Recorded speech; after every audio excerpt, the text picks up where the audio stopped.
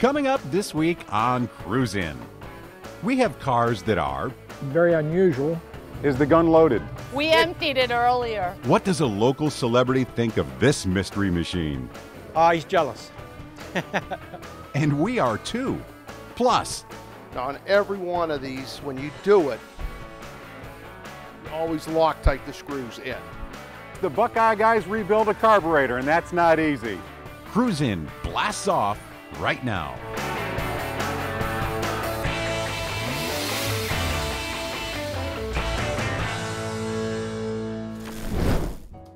Usually when you think of Vespa, you think of a little scooter.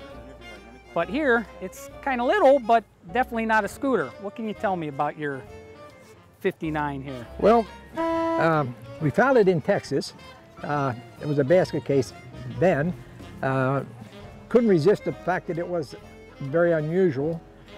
Had to do a lot of research and to figure out how to get it started, because it hadn't ran for 9 years and everything was pretty much junk on it. There was no floor, no upholstering.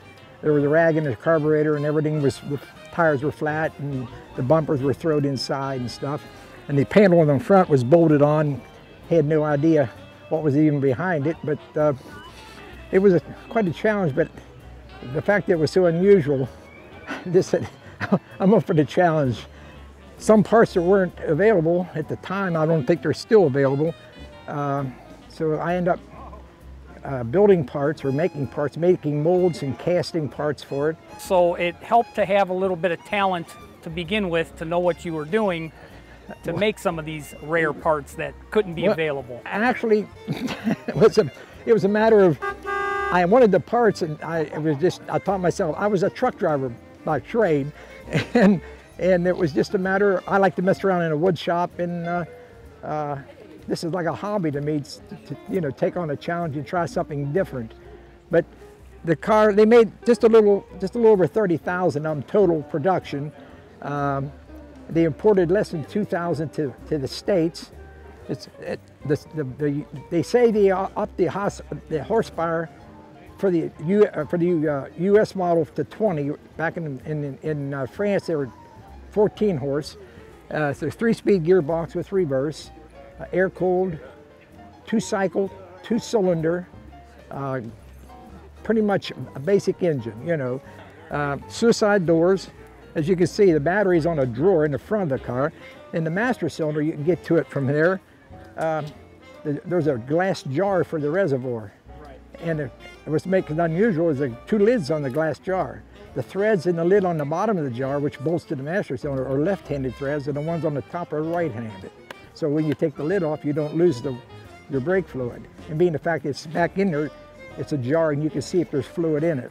So 20 horsepower, do you actually drive it and get into that 20 horsepower? Oh yeah, much? I mean on level ground, where we live, there's not too much level ground, but on level ground, it'll run, it's comfortable, around 40, 45, 47 mile an hour.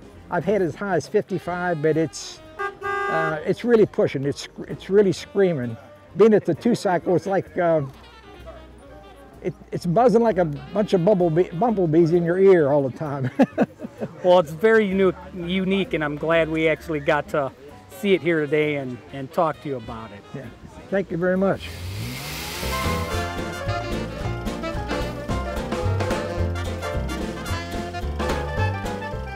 Greg and Pamela, are those your real names? They are. Okay. Wow, you guys went right to the period, full costume. Tell us a little bit about the car, and is this something that you do whenever you go out, dress up this way? We don't dress up a lot, but we've been up to Henry Ford a few times. Then at the old car festival up there, we dress up, take the car to shows and stuff. I have to say, there's a bullet hole in the windshield. Now, would that be a result of anything that's happened recently, or perhaps in the past? That happened in the past. How did you come about the car? I was looking for an older car, and my next door neighbor has old cars, and he said I need one so we can go to shows and stuff. So I found it on eBay over in Westchester, Pennsylvania, and picked it up. Drove over and trailered it back and did a few repairs on it, and been driving it ever since. So it was running. What type of repairs did you make? Yeah, it ran, but it wasn't running great. I did a little carburetor work and some electrical work. And Pamela, how do you feel about when you get to do the period costume? You go with the flapper, you're ready to have some fun? Oh, it's a lot of fun, yeah. Yeah. Do some dancing? No, I don't dance. Don't dance. Not used to wearing the shoes, so. Now, in the 27, what kind of engine came with that? It's a straight line 6, 239 cubic inches, 84 horsepower. Yeah, manual transmission? Manual transmission, 3-speed. Well, obviously Yeah. some of the creature comforts aren't available as we see in cars today with air conditioning. No air conditioning, no. I see some venting. Does that help at least alleviate yeah. some? Helps a lot, yeah. And the windshield rolls up and down. Yeah, yep. Hywet calls it flow-through ventilation. Yeah, it's pretty comfortable to drive. Rides Now, smooth. I see a two-tone. I would assume, I'm going to say teal. Is that an official Buick color or? It is the official color, yeah. Black So that's and the teal. original paint. It has it, no, it's probably been repainted about 50 years ago. Same Okay. factory colors. Okay. Yeah. Other than that, it's pretty much all original. Got the mohair interior and everything.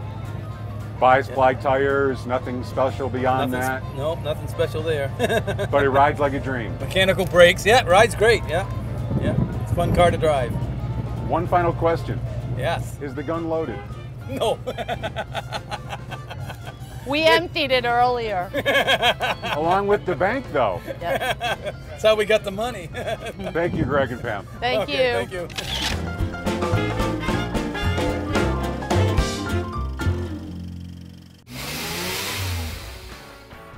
Hey, I'm Mark Nolan. Coming up next, my old car, only in the form it was supposed to be. It didn't look like this whenever I sold it.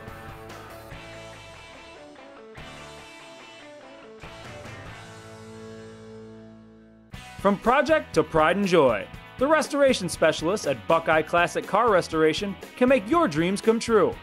Our master body, paint, and mechanical technicians have over 100 years of experience. They do research, can communicate every detail of the restoration process, and their restorations win big-time awards. Buckeye Classic Car Restoration cars have been winning awards since 2001.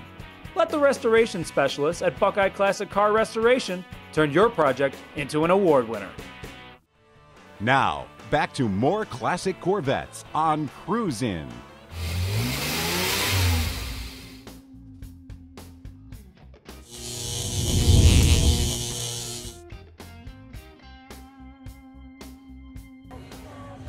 Jim, I noticed that your sign says the rebirth of a legend. Well, it's because it's a mid-year Corvette, which they only built from 63 to 67, and it's a coupe. They built less coupes than they did convertibles, and hence it becomes a legend. Tell us about our 66 here. First of all, the color catches my eye. It's called Mossport Green, and they only painted 2,311 of the 66 Corvettes that color. And you got the car just like this, or what shape was it in? I had to do a lot of work on it. It was a 3-year restoration. And that was frame off and everything? Yeah, every nut and bolt. What was the car's history prior to you getting it? It was originally a barn find. I bought it from actually a local celebrity, Mark Nolan. He had it and he was going to restore it. And he decided he had too many projects, so he put it on eBay. I saw it, it was local, so I told him I'd like to look at it. Went over and looked at it, and that night I bought the car. How often does it go out? Pretty much a 3-season car. I take it out in the spring, summer, and fall, and I put it away to bed for the winter. Do you find that it's almost as much work just maintaining it as it was getting it all put together? Well, it's not as much work, but it's work. I mean, there's a lot of things you have to, you got to take care of, just like any other car you drive. When do you say to yourself that it's complete? I've got it the exact way I want it. It's complete. It's complete. Yes, complete like it came out of the factory is what my goal was, and it's there. It's there. Mark has a lot of projects going on, so He does. I can understand where Mark wouldn't have the time to do this, but in the same breath, to see how you took it and what you've done to it has got to make him proud as much as it does you. Well, he took the car off of eBay especially for me because he wanted the car to stay local. And he had a fella on eBay that was from St. Louis and he sold, actually Mark sold it to me for his reserve, and he took it off of eBay, and he was actually, the bid was actually higher. So he did me a big favor by doing that. Car guys are like that, Corvettes or not, or Yeah. if you're a drag racer or your old Willis type guy or whatever. It's nice to know that the car's in good hands and as you stated, local. Right, and he was very happy about that. Yeah, Jim's the guy, plain and simple. And I know you've already seen the car, and you can tell that he knows exactly what he is doing. I was more than happy to sell to him. I had offers from all over the country to buy that car, sight unseen. Just put it on a truck and wire me the money and that sort of thing. But when I talked to him and I knew that he had run a car like that when he was younger, and he was just so excited about it, I said, well, this is definitely the guy, and he really did it right. Interior was replaced, you know, carpet, seats, all that was, I did all that. It's original from the way it would be from the factory, but it's not original to the car. The radio is, yeah, the radio is a vertical install, which is the way it was from the factory. And it's an AM/FM, which has a slide bar on it that changes it from AM to FM. When you go to do something like that, and of course it's not original, but you're trying to take it back to original, where do you go for the reference points? Well, there are a lot of publications out by NCRS, which is the body that pretty much puts the standard on what the cars are going to be like, or what they should be like, and they have a lot of documentation. I used one of their manuals to make sure that I had all the parts correct for this vintage. When you take it out to a show like this, you enter it into any of the competitions, or is it more about the camaraderie that comes with the ownership? For me and most of the guys in the Corvette Club, it's for the camaraderie. I was in the Corvette Club back in the early 70s, mid 70s, up to about 82. I had a 1970 Corvette then, and I got married, had kids come along, and I had to get rid of that car to help pay for the house because we needed a bigger house.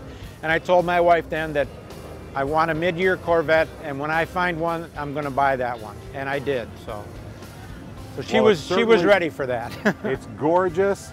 It is down to every last detail original, as we've looked over the car several different ways, and I absolutely love the paint. Well, thank you. Thank you. It's been a labor of love.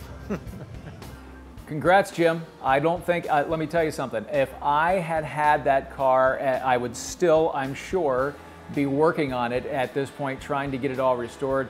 You did it in no time, and it looks absolutely beautiful. It's exactly how I would have done that car, and it's just plain old right.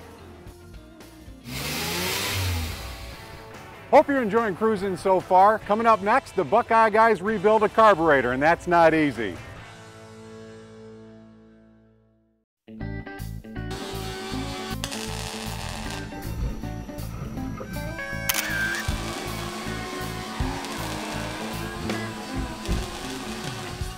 Welcome to another edition of Cruising with the Buckeye Guys. Today, I had to bring a 1962 Chevrolet carburetor 2-barrel that is so bad from today's gasoline with the alcohol and the ethanol mixture in there, it just eats the seals. I have Harry Benchwick here from Benchwick Carburetors that's going to explain why this happens and what we do to fix it. Okay, well, the problem with the gas is the alcohol content is so high. Regular black rubber, after an hour, will almost swell up double its size, and it will not go into the pump chamber. So, but we use the blue rubber, and they're fine. The blue alcohol pumps. So basically you just put that on there and put the garter spring inside. This is a Rochester carburetor, but the 2 barrels, 1 barrels, 4 barrels, it's basically the same setup.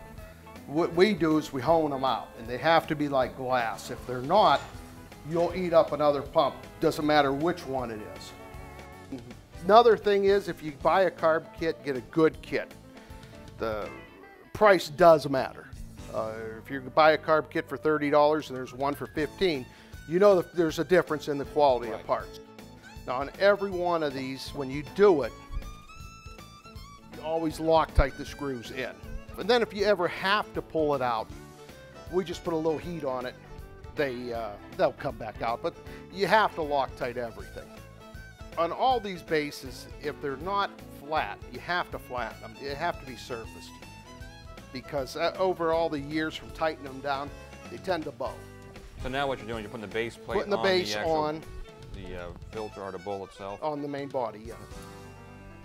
Some two barrels have an aluminum ball in the pump chamber. Okay. I can't tell you how many times people put the wrong ball in. And if they put the steel ball in here, you almost ruin the carburetor, because it sticks in there. You wouldn't believe how tight it gets. And then, you know, there's the power valve. I put new power valves in these. For a home guy, get a can of choke cleaner and use the choke cleaner to clean the different ports. Usually they'll have on these 2 different Venturi gaskets. One usually will not work. Now, what we like to do, you know, we'll run air through the tubes. If you feel a restriction, we run wires through our drills. So if it doesn't idle, chances are you got a problem in your Venturi, and we see a lot of that. Now the center one has a gasket because the fuel goes through it. Power valve, you peen it over. A good kit will have a good needle and seat. Usually the tip will have a blue tint to it.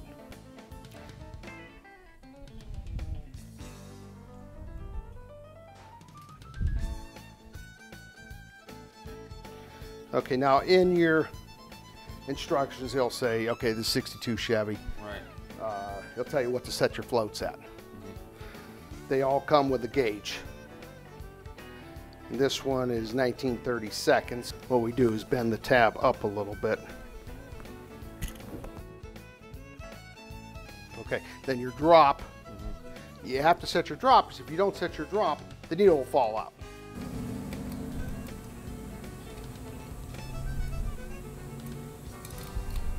How many parts make up this carburetor? About 40? There's a few in there. Yeah, quite a bit. These aren't bad. Then you put your gasket in.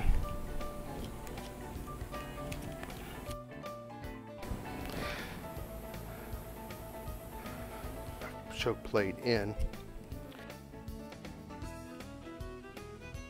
These tops bow at times, and if they do, you have to straighten them. But as long as that works free, you're okay. And the same thing, Loctite these, because they will fall out.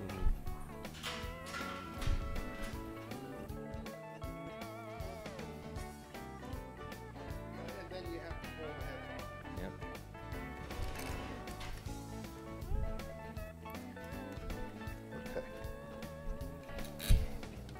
The choke fast idle cam on.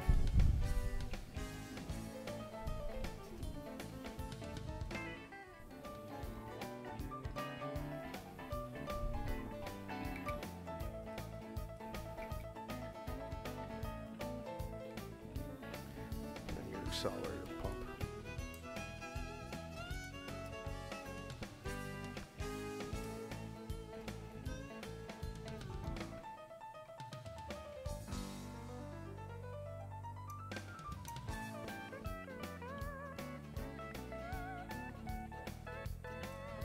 Make sure you move it, and you'll feel it. If it's going to bind, you know you got a problem. Right.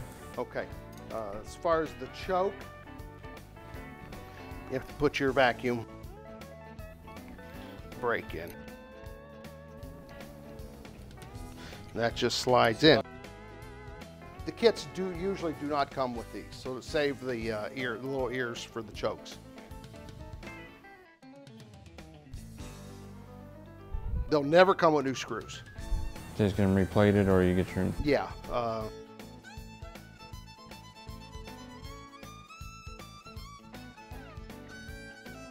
Okay. Basically, that's it. We're very close. Top gasket. I think we're ready to put it on and see if it runs. All right. Hey, Harry. Thanks for the demonstration. And All you guys watching on TV, thanks for watching with Cruising with the Buckeye Guys.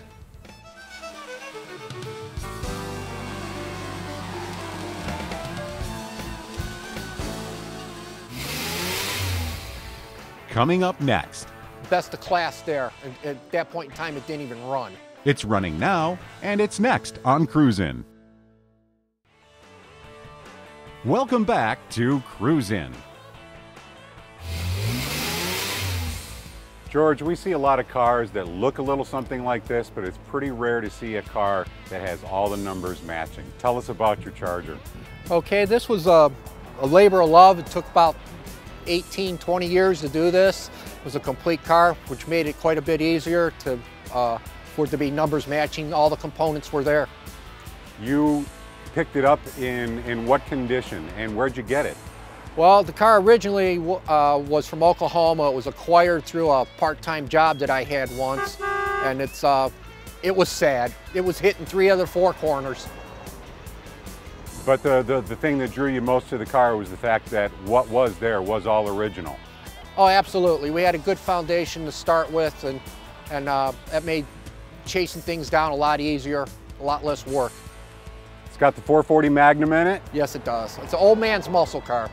How often do you take it out and you ever get a little nervous? Oh, absolutely. I mean, you get something like this, you can't help but drive it and kind of feel like you have a target on your door. Are you looking to take some prizes somewhere? Do you want to take it out to some shows? Are you interested to find out what the car would be worth now? Oh, absolutely. I mean, we've done some of the local shows. Probably the first one we did right out of the trailer was a Piston Power Show, Cleveland, and it was best of class there. And at that point in time, it didn't even run. We pushed it in and out of the trailer, and that was it. And locally also, Akron, Canton, we took it to Summit, all Mopar meet, took best of show there. Next year, we're planning on Mopar Nationals in Columbus, see how it does there. And is that just a little icing on the cake? Because when you step away from it, regardless of the certificates or the trophies, you still get to look at that car every day. Oh yeah, absolutely. You know, and it's more about the response from the guys locally. Like the wow factor is priceless. Well, it wowed us for sure. Thank you, George. Okay.